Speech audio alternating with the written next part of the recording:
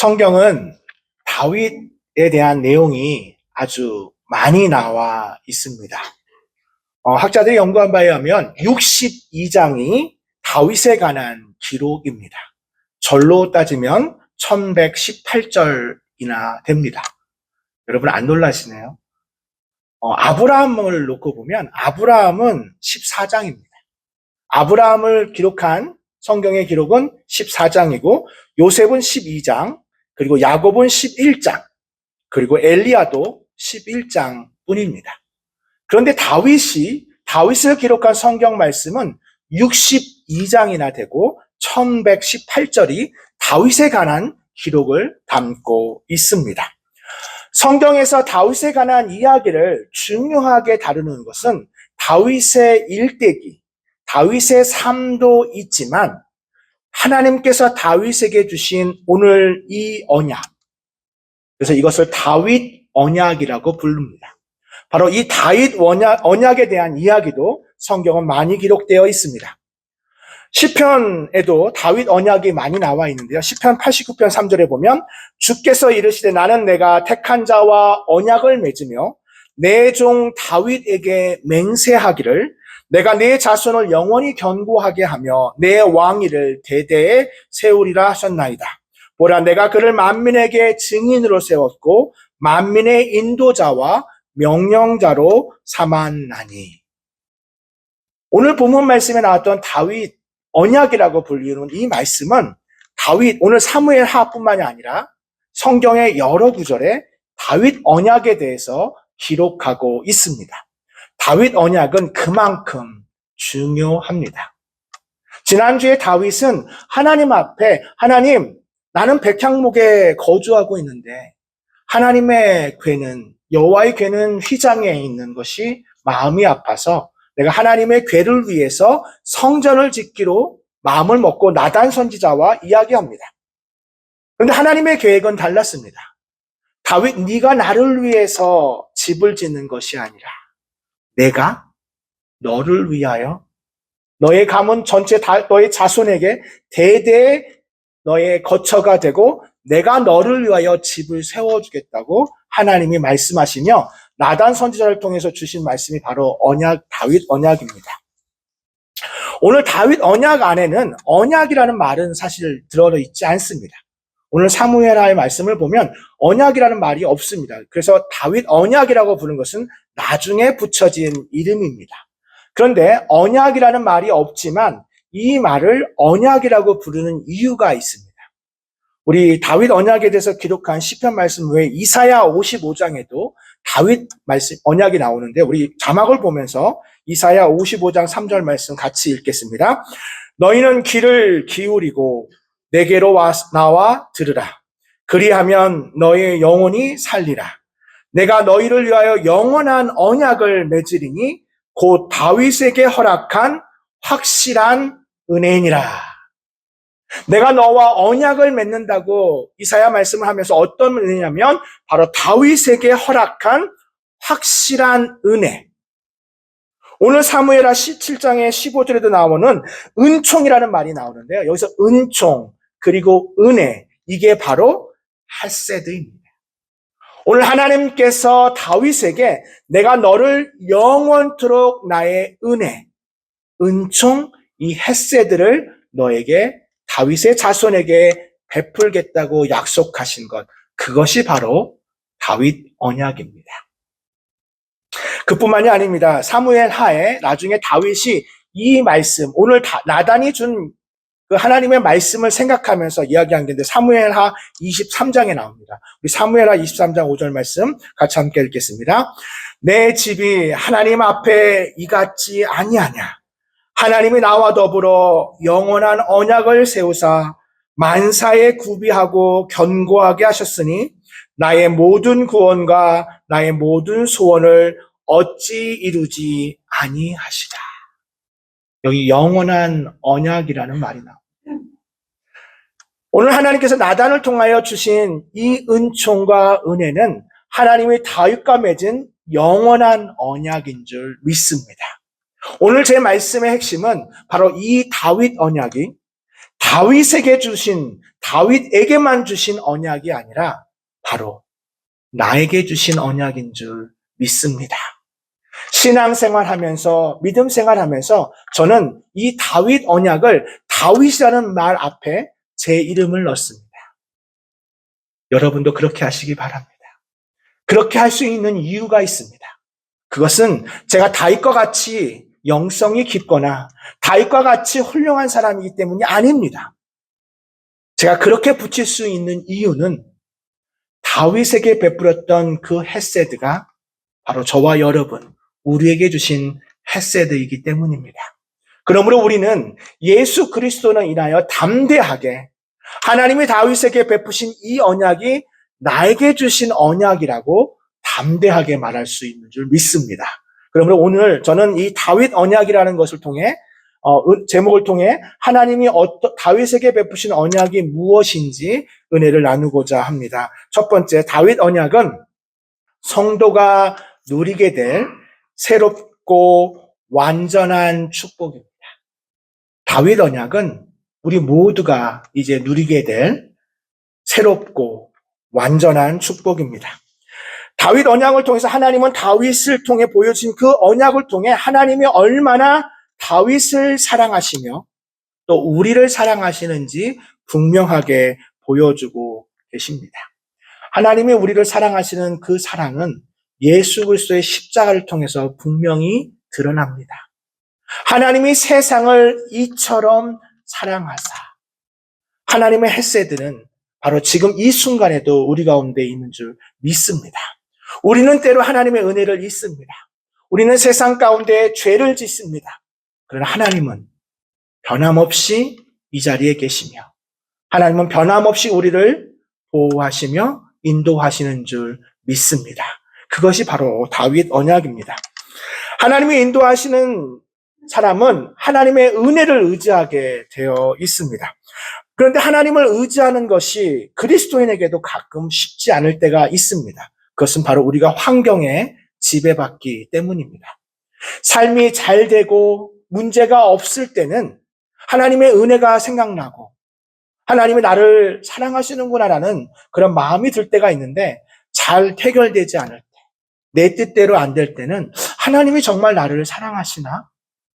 내가 뭔가를 잘못한 건 아닌가? 사랑하는 성도 여러분, 하나님의 언약, 다윗에게 주신 이 언약은 하나님께서 스스로 세우신 언약이고 이것은 우리의 삶의 환경과 우리의 마음과는 별로 상관이 없습니다.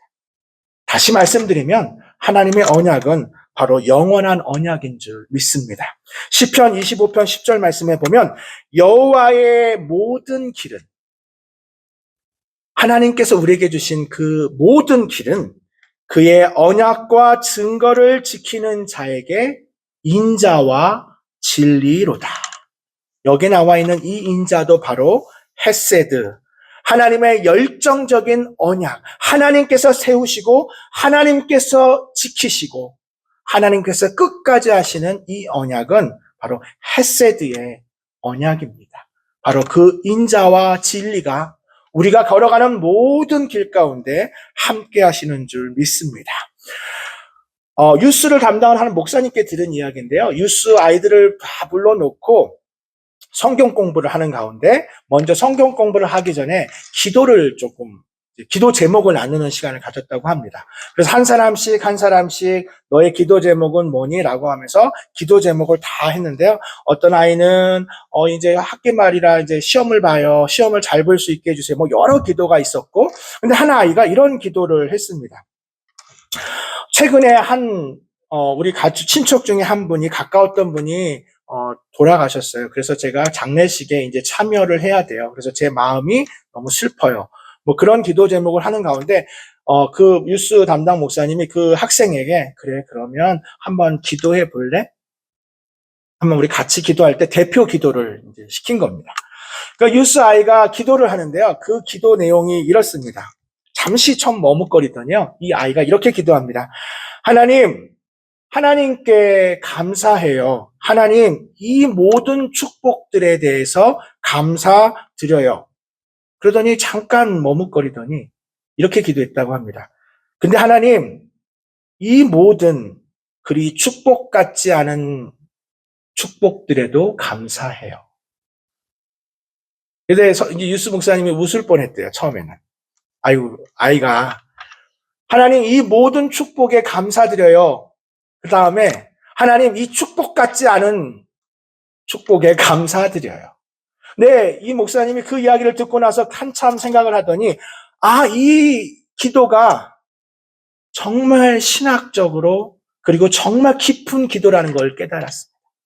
우리는 하나님 앞에 기도할 때, 하나님께서 내게 주신 이 복, 하나님께서 내게 주신 이 축복에 대해서 감사드려요. 그렇게 기도할 수 있습니다.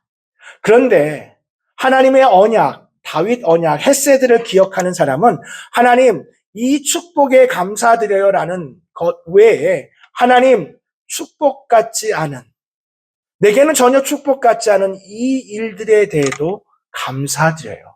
이렇게 말할 수 있는 이유가 무엇입니까? 하나님이 우리의 모든 걸음 가운데, 그것이 좋은 일이든 좋지 않은 일이든 그 모든 일들 가운데 하나님은 우리에게 헤세드, 하나님의 인자와 진리를 우리에게 주시기 때문입니다. 그러므로 우리는 오늘 이 다윗 언약 가운데 하나님의 주신 새롭고 완전한 축복을 통해 우리는 모든 일에 범사에 감사할 수 있음을 믿습니다. 우리가 어떻게 범사에 감사합니까? 범사에 감사할 수 있는 일은 그 범사에 하나님의 헤세드가 항상 있기 때문입니다. 두 번째로 다윗의 언약을 통해 주시는 은혜는 다윗 언약을 통해서 하나님이 우리의 아버지가 되십니다. 하나님은 우리의 아버지가 되십니다. 고대 근동에서의 언약이라고 하는 그것은 주로 일종의 주인과 종에 대한 계약이 많았습니다. 그렇죠. 주인과 종에 대한 계약. 근데 하나님께서 오늘 세우신 이 언약은 고대 근동에서 차마 찾아볼 수 없는 언약입니다. 그것은 뭐냐면 너와 내가 언약을 맺는데 그 언약에는 내가 너의 아버지가 된다는 언약입니다. 할렐루야. 하나님이 우리의 아버지 되십니다. 브루스 셸리는 Christian Theology in Plain Language라는 책에서 그리스도의 이 중심의 언약에 대한 것을 이렇게 설명을 했습니다. 어떤 설명을 했냐면 현대 사회에서 우리는 많은 인간관계는 계약이라고 부릅니다. 여러분 언약이라고 말씀하지 않으시죠? 주로 인간 사이의 관계를 뭐라고 부르냐면 계약이라고 부릅니다. 이 계약이라고 하는 것은 보통 상품이나 서비스, 금전적인 거래 가운데 이루어지는 것이 바로 계약입니다. 그런데 우리 하나님께서 우리와 맺은 것은 계약이 아닙니다. 일종의 서비스를 위한 계약이 아닙니다. 우리 하나님께서 다윗과 맺은 언약은 하나님이 우리의 아버지 되신다는 그 언약입니다. 그러면서 이제 브루스 샬리는 예를 들었는데요. 환자가 이제 예약을 합니다. 병원 진료 예약을 해요. 그런데 그 병원 진료 예약을 하고 나서 그 환자가 그 예약을 안 지켜요. 지키지 않아요. 그러면 의사가 어디 계시나요? 왜 예약을 지키지 않으셨나요? 라고 전화해서 묻지 않죠. 주로 다음 환자를 진료합니다. 그 환자가 예약에 나타나지 않았지만 나는 계속해서 다음 환자들을 진료해야 합니다. 그리고 예약 서비스를 통해서 그 환자가 약속 어긴 사실을 기록하게 됩니다. 그리고 그 다음번에 그 진료가 그 환자가 계속해서 어포인먼트를 자꾸 어기면 그 기록이 계속 남게 되어 있습니다. 왜냐하면 비공식적인 계약을 어긴 것입니다. 근데 하나님이 다윗과 맺은 언약은 이런 계약상의 계약이 아닙니다. 서비스를 위한 계약이 아닙니다. 하나님이 우리와 맺은 것은 내가 너의 아버지가 된다는 언약입니다. 우리 이사야 49장 15절 말씀, 우리 같이 자막을 보면서 같이 함께 읽겠습니다. 여인이 어찌 그 젖먹는 자식을 잊겠으며 자기 태에서 난 아들을 긍휼히 여기지 않겠느냐.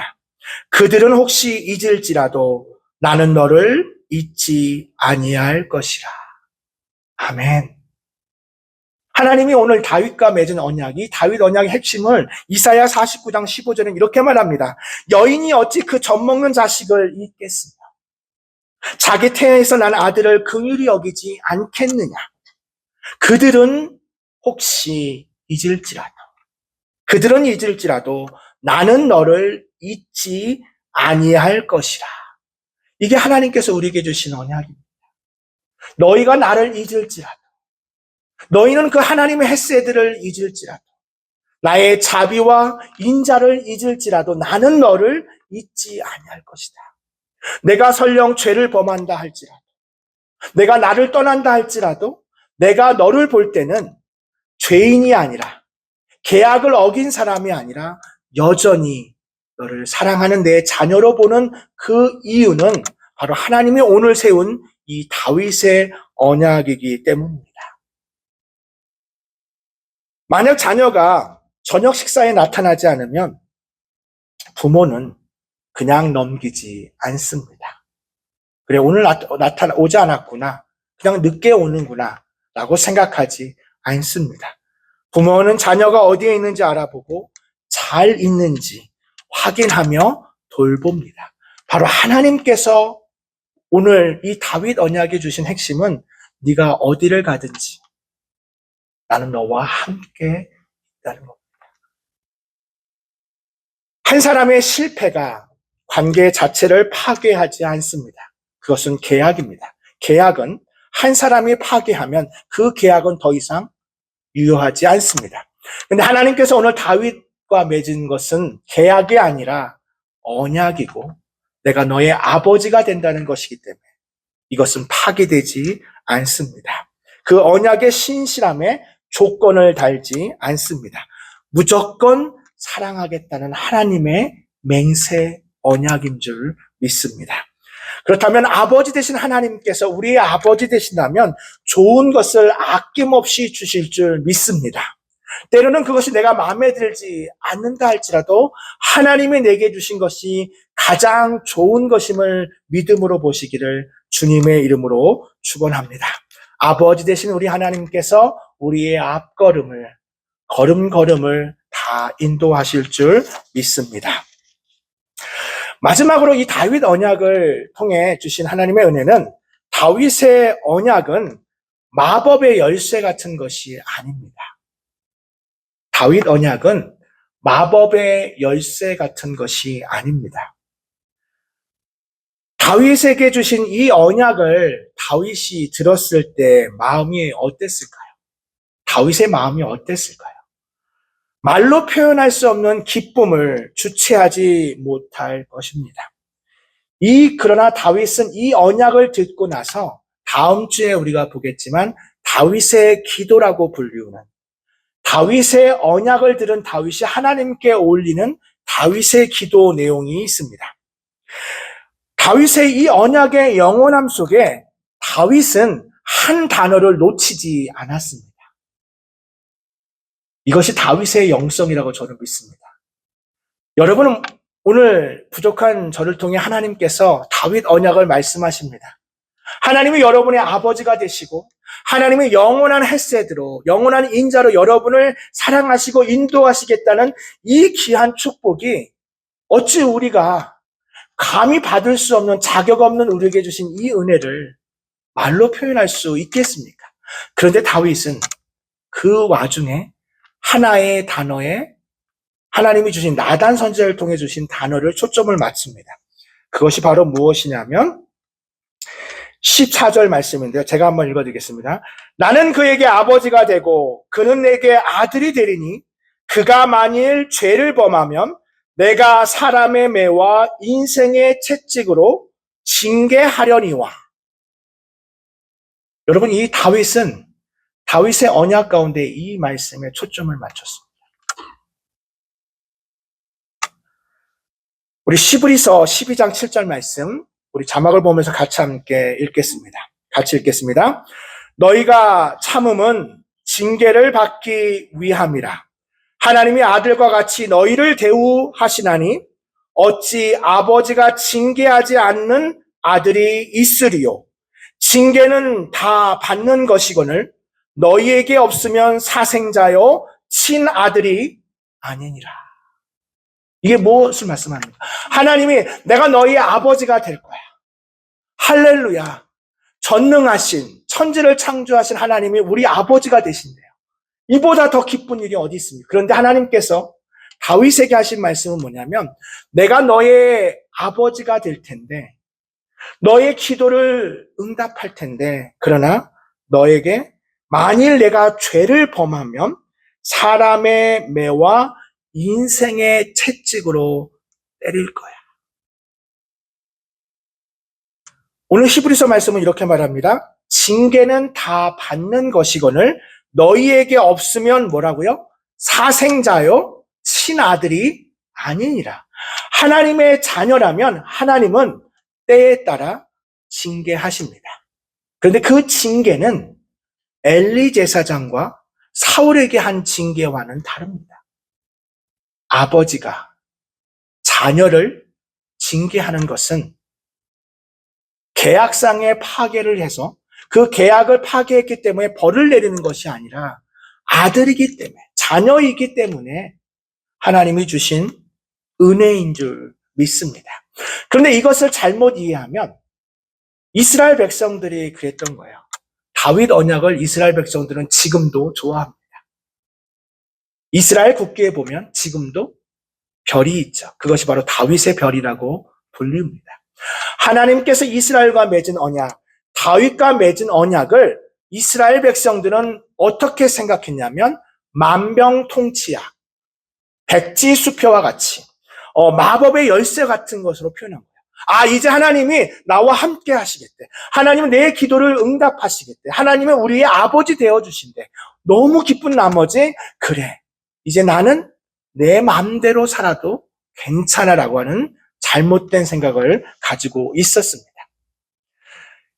하나님께서 오늘 주신 사람의 매와 인생의 채찍을 깨닫지 못했던 이스라엘 백성들은 결국 BC 586년, 587년 바벨론에 의해서 멸망합니다.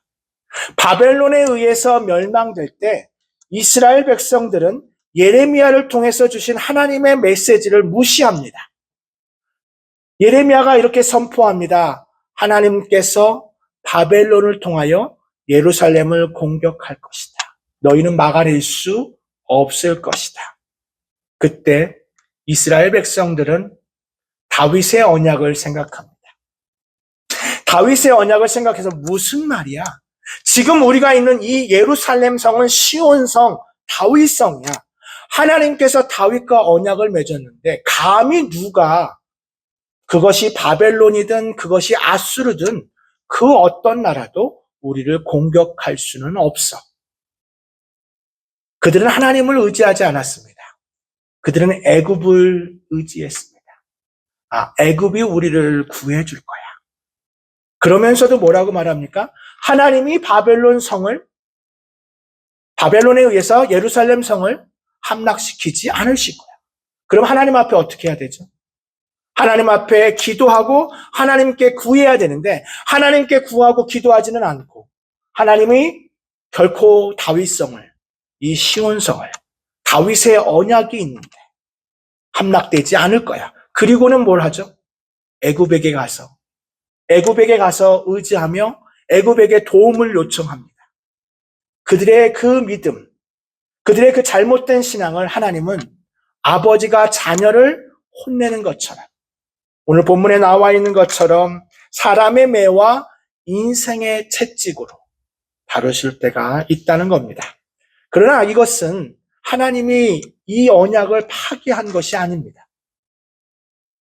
하나님은 여전히 이스라엘을 사랑하셨고 바벨론의 포로로 잡혀간 이후에 70년이 지난 예레미야의 예언에 의해서 다시 예루살렘으로 돌아오게 되고 또 다른 성전을 짓게 됩니다. 이것이 어떻게 가능합니까? 바로 하나님께서 세우신 언약 때문에 가능한 것입니다.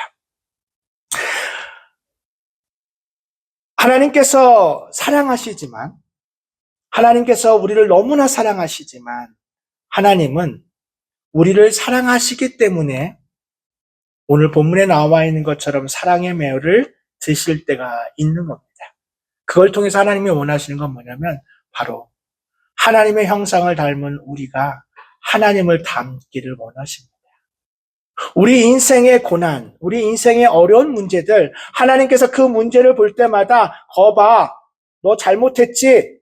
너 혼나야 돼. 그런 마음이 아닙니다.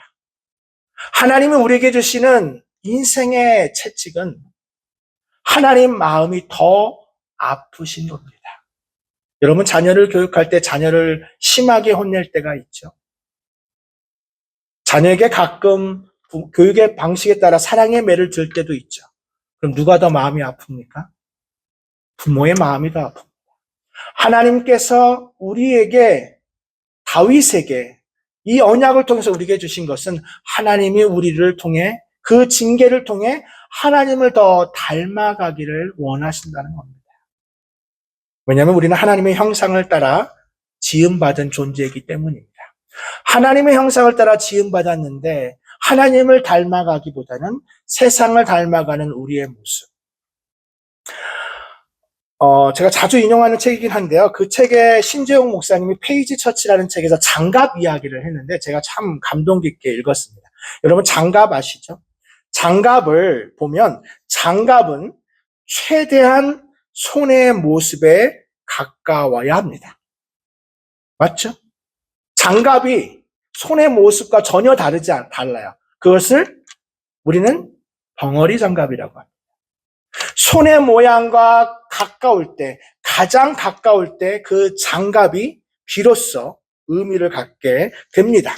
그러면서 신재용 목사님 이렇게 이야기를 했어요. 우리가 장갑이 그 장갑이 손에 들어가기 전까지, 장갑은 손이 들어가기 전까지는 아무것도 하지 못하는 거예요. 장갑의 능력이 없습니다. 손에 장갑을 껴야 그 손에 따라서 그 장갑이 사용된다는 겁니다. 그래서 목장갑은 건물을 짓고, 고무장갑은 집안일을 하고, 라텍스 장갑은 수술을 하고, 각각의 지음받은 그 장갑의 모습대로 사용되지만 중요한 건 그 안에 손이 들어가야 한다는 겁니다. 장갑 스스로 그 장갑이 아무리 고급적이고 아무리 비싼 것으로 만들어졌다 해도 손이 들어가 있지 않으면 아무 소용 없습니다. 그러나 그 장갑이 별로 볼품없어 보여도 그렇게 비싼 재질이 아니어도 하나님의 전능하신 손이 그 안에 들어가면 그 장갑으로 어떤 일이든 할 수 있습니다. 바로 우리가 하나님의 형상을 받은 우리가 하나님을 닮아야 하는 이유가 바로 여기에 있습니다. 하나님은 다윗 언약을 통해서 다윗을 축복할 뿐만 아니라 나의 마음을 닮은 그 다윗의 모습처럼 하나님의 마음에 합한 다윗처럼 나중에 그의 자손들도 또한 여기에 앉아있는 우리들도 하나님의 형상에 맞는 삶을 살아야 한다는 것입니다. 그러면서 그 책의 장갑에 대한 이야기의 마지막에 이렇게 담았는데요. 제가 한번 자막을 통해서 한번 같이 볼 텐데요. 이런 말을 했습니다. 하나님 닮음은, 여기서 닮는다는 거죠. 닮음은 하나님 닮음으로 이룬다. 닮을수록 닮아지고 닮을수록 닮아진다. 우리가 하나님을 닮는다는 것은 하나님의 마음을 닮는다는 겁니다.